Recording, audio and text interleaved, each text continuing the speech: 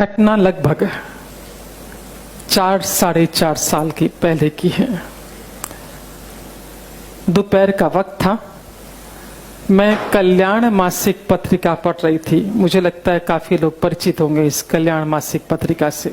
Gita press Gorakhpur से जो छपती है, परिचित है ना, मारवाड़ी तबका है तो जानते हैं। वो पढ़ रही थी।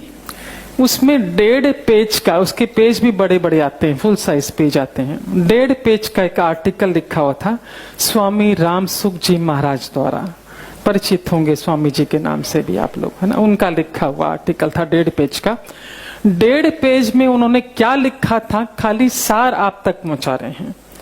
लिखते हैं स्वामी जी कि जो भी आप गलत कार्य करते हैं, झूठ बोलते हैं, चोरी करते हैं, जो भी गलत काम करते हैं, उस कर्म का फल तो आपको भोगना ही पड़ेगा। लेकिन यदि आप पीठ पीछे दूसरों की निंदा करते हैं, बुराई करते हैं, चुगली करते हैं, तो जिसकी चुगली, जिसकी बुराई आप कर रहे हैं, उसके कर्म आपको भोगने पड़ते हैं। मत करो चुगली, निंदा, बुराई पीठ पीछे। अपने ही कर्म कम है क्या भोगने के लिए, जो दूसरों के भी अपने माथे मढ़ते हो, मत करो। और अंडरलाइन के साथ लिखा था, ये रब कर दो, देख, कि मात, पिता, गुरु और संत। अंडरलाइन मालूम है किसको बोलते? मोटे अक्षर अंडरलाइन, इसलिए कि ध्यान आकर्षित हो, हम उस पर फोकस कर सके। लिखा था कि माता, पिता, गुरु और संत, इनकी तो गलती से भी बुराई ना करें। पता नहीं चुकाने के लिए कितने जन्म लेने पड़ेंगे, और मनुष्य जन्म दोबारा नहीं मिलने वाला। पता नहीं कीड़े मकोड़े जानवर किस योनि में जाओगे और उन कर्मों को भोगोगे। तो निंदा, चुगली, बुराई ना करें। 1.5 पेज का आर्टिकल सिर्फ इसी पर था। हमने उसे पढ़ा, पर समहाउ इतना गौर नहीं किया, इतना ध्यान नहीं गया हमारा। और प्रकृति की व्यवस्था देखिए, नारायण की व्यवस्था देखिए। ठीक दूसरे दिन की बात, हमारा मुंबई गोरेगांव गोकुल धाम में सेंटर चलता है सुबह 11 से एक नियमित, जहां एक्यूप्रेशर, रेकी, अन्य अल्टरनेटिव हीलिंग थेरेपी के माध्यम से रोगियों को ठीक किया जाता है। दूसरे दिन की बात, 11 बजे सेंटर खुलता है। 10:55 हम सेंटर की ओर आगे बढ़ रहे थे कि पीछे से मेरा पल्ला मुझे किसी ने खींचता हुआ महसूस हुआ कि कोई पकड़ रहा है।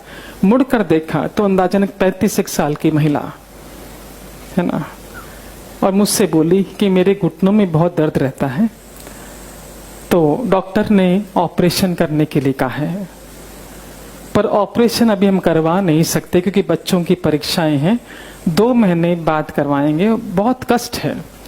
तो मेरा मन ये बोलता है कि यदि आप हाथ लगा देंगे तो ठीक हो जाएगा। हमने कहा हमारे हाथ लगाने से ठीक नहीं होगा, आप आके एक्यूप्रेशर ले लीजिए। बोले 4-5 दिनों से करवा रही हूं पर मुझे फर्क नहीं मिला, मेरा बहुत मन, आप खाली छू दीजिए, ठीक हो जाएगा। वो जिस तरह से बोल रही थी, हमने कन्विंस करना चाहा कि भाई हमारे हाथ लगाने से नहीं होगा, पर जो जिस भाव से वो बोलती जा रही थी, लिटरली गिड़गिड़ा रही थी, हमने कहा ठीक है तुम कैबिन में आ जाओ। हमारी एक्यूप्रेशर की टीम अलग है, हम खाली काउंसलिंग करते हैं। कैबिन में बुलाया, हमने उन्हें एक्यूप्रेशर देना शुरू किया। और एक्यूप्रेशर पॉइंट जो होते हैं बहुत अधिक पेनफुल होते हैं, तो जब पेशेंट को हम लोग देते थोड़ी बातों में व्यस्त कर देते हैं ताकि उसका ध्यान डाइवर्ट हो जाए, हम ट्रीटमेंट दे सकें। और सहज ही हमने उससे पूछा कि बहुत अधिक दर्द किस वक्त होता है, चलने में, बैठने में, उठने में किस वक्त अधिक पेन होता है। उसका कहना था कि सुबह किचन में हम काम करते हैं 2.5-3 घंटा, उसके बाद जब जाकर बैठती हूँ तो बैठा नहीं जाता है, टीस मारता है, ये शब्द उसके, बहुत दर्द करता है। तो शरीर से भारी थी। हमने उससे कहा तुम 2.5-3 घंटे लगातार खड़ी रहती हो, एक सत्र, तो अच्छे अच्छे व्यक्तियों को दर्द होगा, तुम्हारा तो वजन भी अधिक है, तो 15-20 मिनट काम करो, फिर 5-7 मिनट बैठो, वापस काम करो, ताकि घुटनों को आराम मिले, सारा वजन तुम्हारा उस पर पड़ता है। बोला कैसे बैठ सकती हूँ सुबह के वक्त, पानी भी उसी वक्त आता है, बच्चों का भी टिफिन होता है, इनका भी टिफिन होता है, अकेले मुझे सारा काम करना पड़ता है। और साथ ही साथ सासू माँ के बारे में बोलना शुरू कर दिया। घर में सासू माँ भी पर मुझे बिल्कुल भी हेल्प नहीं करती, और सासू पुराण चालू कर दिया। समझा? सासू पुराण किसको बोलते? समझा क्या? समझा? हाँ हाँ, सासू ऐसी है वैसी चालू कर दिया। हमने कहा कि उसने अपने जमाने में बहुत काम कर लिया, अभी हमारा समय काम करने का है ना, उनका बुढ़ापा है, उनको आराम करना चाहिए। तो बोले क्या का बुढ़ापा, जब खुद की बेटी आती 3-3 घंटे चौके में बैठी रहती, ये बनाऊं वो बनाऊं वो बनाऊं, और मुझे एक सब्जी काट के भी नहीं देती ऐसा। और बोलना शुरू था सासू माँ के बारे में, और एक का एक क्लिक हो गया कि कल तो हमने स्वामी जी के उसमें सुना है, पढ़ा है कि निंदा नहीं करनी चाहिए, और ये तो माता जी की, सासू माँ की निंदा कर रही है, तो कहीं ऐसा तो नहीं उनके कर्म भोग रही हो। सहज ही भाव आया, मन में आया कि एक्सपेरिमेंट करके देखते हैं। हमने उससे कहा कि हम एक शर्त पर तुम्हारा इलाज करेंगे, क्योंकि बातों बातों वो मुझे बोल चुकी थी कि दिन भर सासू माँ से मैं इतनी परेशान रहती हूँ, क्योंकि वो कुछ काम नहीं करती। रात को जब ये आते हैं उनके बेटे को बहुत सुनाती, तुम्हारी माँ ऐसी, तुम्हारी माँ ऐसी, तुम्हारी माँ ऐसी है। दिन भर में जो माँ करती है उसको सारी निंदा रात को हस्बैंड के सामने। हमने उससे कहा कि एक शर्त पर तुम्हारा इलाज हम खुद करेंगे कि तुम्हें सासू माँ की निंदा बंद करनी होगी और उनकी बड़ाई करनी होगी। बोली बड़ाई हमसे नहीं होगी, क्लियर बोल दिया है ना, निंदा भी सोचना पड़ेगा। मैंने कहा फिर हम इलाज नहीं करने वाले, क्योंकि हमको तो एक्सपेरिमेंट करना था। बोले ठीक है, निंदा नहीं करेंगे, पर बड़ाई हमसे नहीं होगी, क्लियर बोल दिया। सेकेंड डे आई, कुछ परिवर्तन नहीं था, पेन एज इट इज था, पर उसे मन में एक संतोष था कि हम कर रहे हैं तो ठीक हो जाएगा। हमने आते से पहला प्रश्न पूछा, कल निंदा करी क्या? बोला यहां तक आया। उसी ने जो एक्शन किया, पर हम नहीं बोले क्योंकि आपका डर था कि आप इलाज नहीं करोगे। और हमने उससे ये भी कहा था कि तुम तो करोगे नहीं निंदा, और यदि हस्बैंड भी करेगा माँ के बारे में कुछ तो आपको सुनना भी नहीं है। बोले नहीं वो तो नहीं करते, मैं ही करती हूँ। मैंने कहा चलो एक पक्ष है। थर्ड डे 2 दिन बीता, 2% 3% थोड़ा अच्छा लगा। चौथे दिन बहुत खुश होकर आई, वेरी हैप्पी। आते से मुझे बोली कल जो पॉइंट आपने दिया था ना वो आज भी देना। मैंने कहा उससे बहुत आराम मिला क्या? बोले नहीं, घुटनों में उतना फर्क नहीं है, पर बरसों बाद मुझे बहुत अच्छी नींद आई। जो कॉलेज के जमाने में सोती थी, सुबह उठती थी, और कई समय से मैं साउंड स्लीप नहीं सोई हूं। मेरे को बहुत पड़ी, मैं 10 बजे बिस्तर पड़ी, से 6 बजे उठी, मुझे बहुत अच्छा लग रहा, नींद बहुत अच्छी हुई। तो जो पॉइंट आपने कल दिया था आज भी देना। हमने कहा 4 दिन से वही दे रहे हैं आपको, है ना, पॉइंट वही है, पर हो सकता है तुमने अपनी दिनचर्या में कोई परिवर्तन किया हो तो बताओ, उसका असर होगा कि नींद तुमको अच्छी आई है। उसने चीजें बताई दिन भर में क्या किया। उसमें से एक चीज हमने पकड़ी, वो ये कि उसने कहा कि रात को हमने खाने में कैरी की लुंजी बनाई थी। लुंजी मालूम है क्या मारवाड़ी, है ना? हाँ। और पति को और बच्चों को लुंजी बहुत अच्छी लगी, खाते खाते बहुत बड़ाई कर रहे थे।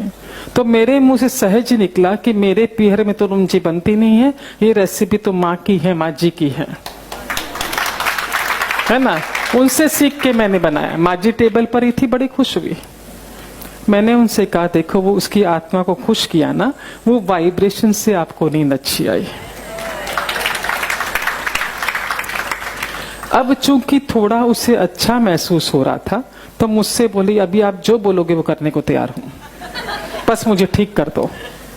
हमने कहा सासू माँ की बड़ाई कर दो। बोला करेंगे क्योंकि स्वाद आ गया था स्वस्थता का, है ना। उसने लिया लगभग 14 दिन पूरी तरह ठीक होने में, है ना। इस बीच उसका डॉक्टर के साथ भी अपॉइंटमेंट था, क्योंकि ट्रीटमेंट तो चल ही रहा था डॉक्टर के साथ। वो मिलने के लिए भी गई थी। डॉक्टर ने रिपोर्ट्स देखी और कमरे में चलते हुए उसे आते हुए देखा। डॉक्टर ने क्या कहा पता है? कि तुम्हारी रिपोर्ट्स कहती है कि तुम्हें ऑपरेशन की जरूरत है, पर तुम्हारी चाल बता रही की जरूरत नहीं है। यदि दर्द नहीं है तो ऑपरेशन की जरूरत नहीं है, अभी रुकते हैं, जब बहुत पेन होगा तब देखेंगे, फिलहाल नहीं करना है। तो जो थेरेपी तुम कर रही हो कंटिन्यू रखो। ये डॉक्टर के शब्द थे, है ना? हाँ, तो मैं मुझे आके बोली, उसने ऐसा बोला है। मैंने कहा, उसने कहा निंदा चुगली मत करो। ये ऐसा पेशेंट था कि ये ठीक होने के बाद उसके हस्बैंड हमें धन्यवाद करने आए। ऐसा बहुत कम होता है कि ठीक होने के बाद वो लोग धन्यवाद करके जाए। 50 को ठीक करते तो मुश्किल से 2 जन आके धन्यवाद करते हैं। इसके हस्बैंड मिलने के लिए आए, बहुत धन्यवाद किया कि हम लोअर मिडिल क्लास हैं, ऑपरेशन का इतना खर्चा लगता, ये ठीक हो गई, बच गया, नॉर्मल है। मतलब सबसे बड़ी बात ये ठीक हुई, इसकी तो खुशी है ही मुझे। घर का माहौल बदल गया, मेरी माँ का मान सम्मान करने लगी। जो बोला मैं भीतर से घुटता था कि किसकी सुनूं, माँ की सुनूं कि इसकी सुनूं, सारे दिन अपसेट रहता। घर का वातावरण बदल गया। और सबसे बड़ी बात उस महिला ने ये शेयर की कि नौकरी पेशा हस्बैंड है, एक पगार लिमिटेड मिलती है, और 26-27 तारीख के बाद पगार आती है 2 तारीख को हाथ में। जो अंतिम 3-4 दिन होते बहुत मुश्किल से करते हैं, क्योंकि पैसे होते नहीं है ड्रॉर में, खत्म हो चुके होते हैं। पर इस बार बोले मैं 15 दिन आपके पास भी आई, 50 रुपया जाने का लगता है, 50 रुपया आने का लगता है ऑटो में आपके पास ट्रीटमेंट कराने का। उसके बावजूद भी ड्रॉर में 2000 रुपये बचे पड़े हैं। ये तो हमको भी बड़ा मजा आया रिसर्च करके। अब हमने क्या किया कि सारे पेशेंट्स पर चालू कर दिया एक्सपेरिमेंट कि जो भी ट्रीटमेंट के लिए आ रहा है उसको ये चीजें नहीं करनी है, क्योंकि मालूम पड़े कि क्या चीजें स्वामी जी महाराज क्या कहना चाह रहे हैं। आप यकीन मानिए, मन से बोल रहे हैं, हीलिंग बहुत फास्ट होने लगी, बहुत फास्ट। जब 5-6 एक्सपेरिमेंट हो गए तो हमारा सत्संग चलता है बुधवार का, हर बुधवार 11 से 1, लगभग 400-500 लोग वहां आते, मेजर महिलाएं आती। हमने जो एक्सपीरियंस आपको सुनाया एज इट इज उनको सुना दिया कि आप लोग भी निंदा चुगली बुराई बंद कर दीजिए, दूसरों के कर्मा को भोगना पड़ता है हमको, है ना, ये बता दिया उनको। और जो आते हैं सत्संग वो इतने समर्पित भाव के कि जो कहते हैं उस पर पूरा फॉलो करते हैं। तो खाली 2 केस की यहां पर चर्चा करना चाहूंगी, क्योंकि केस तो बहुत ज्यादा है। निंदा चुगली बंद करने का क्या रिजल्ट है, 2 केस की आपको। एक हमारे पास थाना से साउथ इंडियन लेडी आती थी सत्संग में, आती है बीबी। उसका बेटा स्लो लर्नर, पूरी क्लास लिख ले, वो धीरे धीरे 10% लिख पाता था। कई थेरेपी वो करवा रही थी उसके ट्रीटमेंट के लिए, पर नतीजा नहीं आ रहा था।